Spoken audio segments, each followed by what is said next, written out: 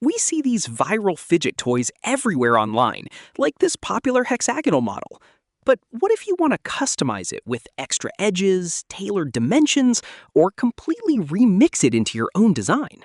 Today, we are reverse engineering it in Autodesk Fusion 360.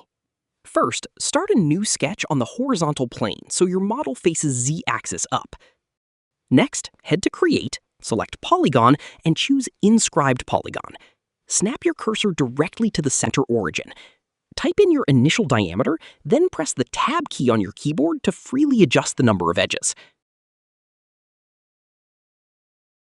Pro tip: always drag your dimension text out of the way to keep your sketch clean and readable. Now, double-click any outer edge to select the entire contour. Instead of drawing every ring manually, head to the Modify menu and grab the Offset tool. To ensure our 3D print stays sturdy, set the wall thickness to 1.5 millimeters. If the offset jumps outward, just throw a minus sign in front of your value. Next, offset that new line again to create the mechanical tolerance gap, so the pieces can spin freely. A gap between 0.6 and 1.2 millimeters works like a charm. Repeat these concentric offset steps until you have as many rings as your fidget needs. Just like that, you have turned a static design into a fully customizable 3D model.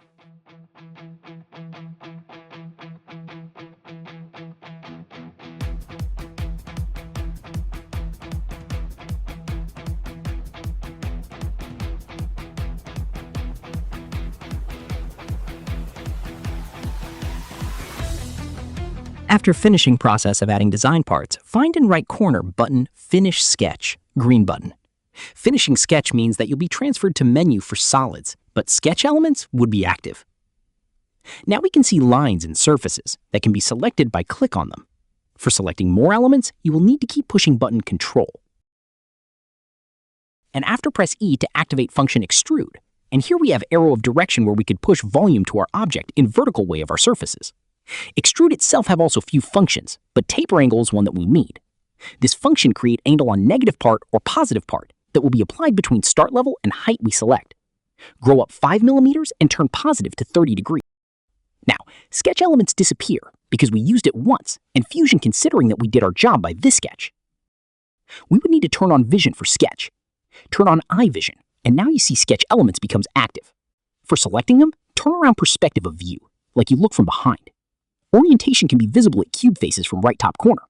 After you selected all of them, push again E and right num 5 to grow up 5 millimeters.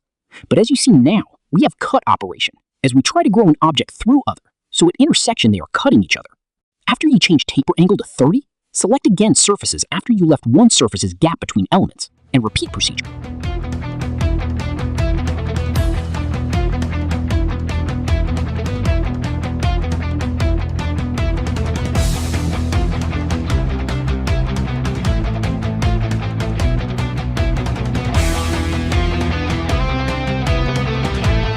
After we finished, turn off sketch view, and let's create a construction plan.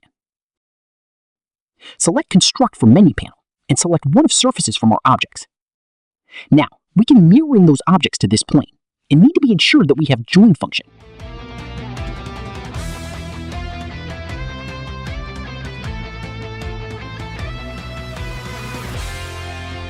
On inspection, we can see that objects are not combined. They are separated by our offset part from sketch design.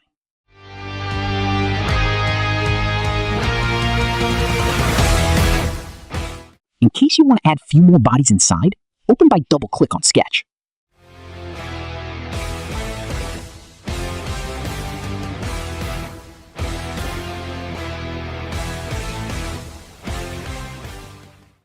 After adding lines, finish Sketch and turn on again Sketch View.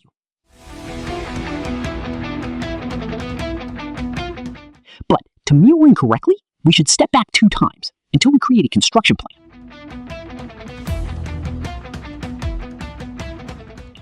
And now, we are able to create new objects from sketch elements.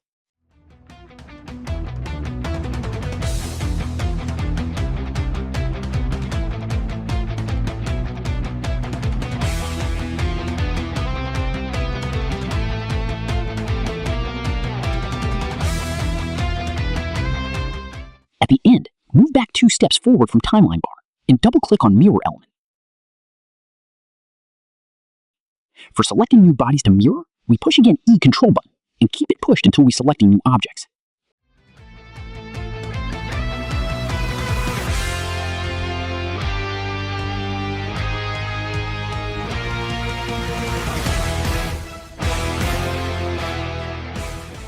Well done.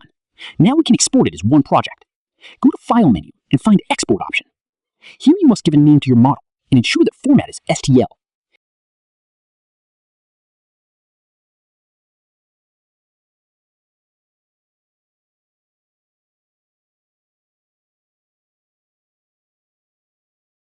Go to your slicer, find your object, put it on table, and my recommendation is to give 0.18mm broom distance from main body. You will still create good table contact, but at the end, you will have less job to clean object.